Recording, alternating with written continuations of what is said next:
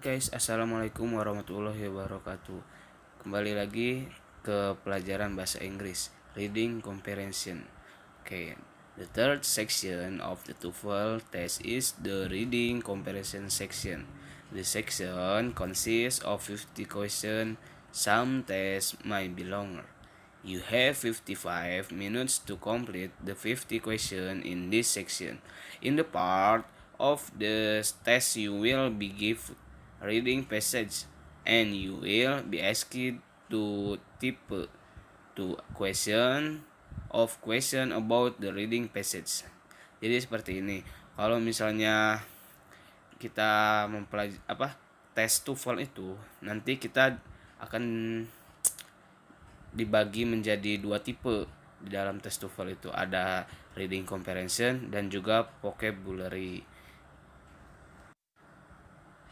Oke, untuk pembahasan reading comprehension adalah question asks you to answer question about the information given if the reading passage.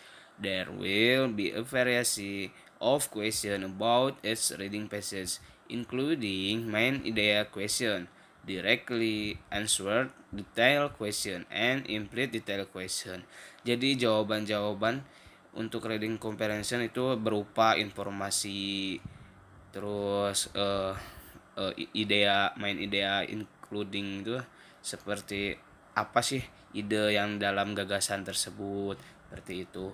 Sedangkan vocabulary question asks you to identify the meaning of vocabulary words in the reading passage.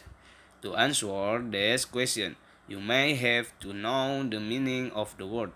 You can also identify the meaning of some of the words by understanding the context surrounding the words by using structural clues to identify the meaning of the words, or by breaking down the unknown words in known word parts in order to identify them. Jadi untuk vocabulary itu kita harus mengidentifikasi vocabulary-nya seperti kayak ada dalam soal itu ada seperti itu termasuknya ke kata kerja apa, seperti itu. Oke, kita coba lagi ke skill 1. Answer the main idea question correctly. Almost every reading passage on the TOEFL test will have a question about the main idea of a passage. Such a question may be worded in a variety of ways. You may, for example, be asked to identify the topic, subject, title, primary idea, or main idea.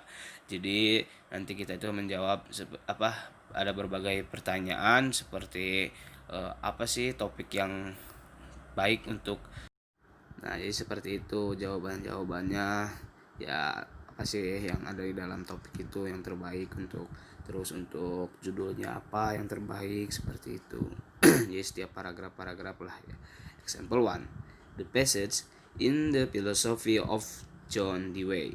A sharp distinction is made between intelligence and reasoning. According to Dewey, intelligence is the only absolute way to achieve a balance between realism and idealism, between practical and wisdom of life.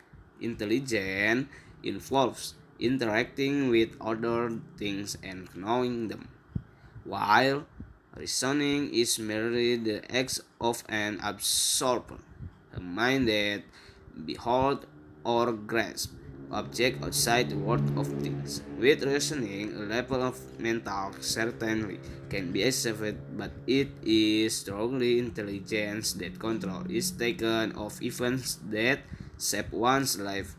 The question. Jadi kita harus menjawab pertanyaan ini seperti, what is the topic of this passage?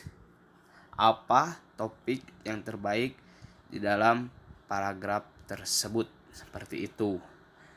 Jadi untuk yang A itu Intelligence of John Dewey, itu jawabannya kurang tepat. Sedangkan yang B, Distinction made by John Dewey, kurang tepat juga. Sedangkan yang C, the way idea on the ability to reason, itu juga kurang tepat, kurang komplit seperti itu kan. Nah sedangkan yang D itu sepertinya ini yang terbaik karena ada di dalam ideanya bagaimana intelijen differs dari reasoning comes, dia dari mana datang, seperti itu kan. Seperti itu. Jadi jawabannya yang benar adalah how intelligence differs from reasoning in the way works. Itu yang topik pertama ya. Terus kita coba jawab pertanyaan yang pada soal ya. Passage 1, question 1 sampai 2. Fort Knox, Kentucky is the site of a US Army post, but it is even more renowned for the Fort Knox Bullion Depository, the massive vault that contains the bulk of the US government gold deposit, completed in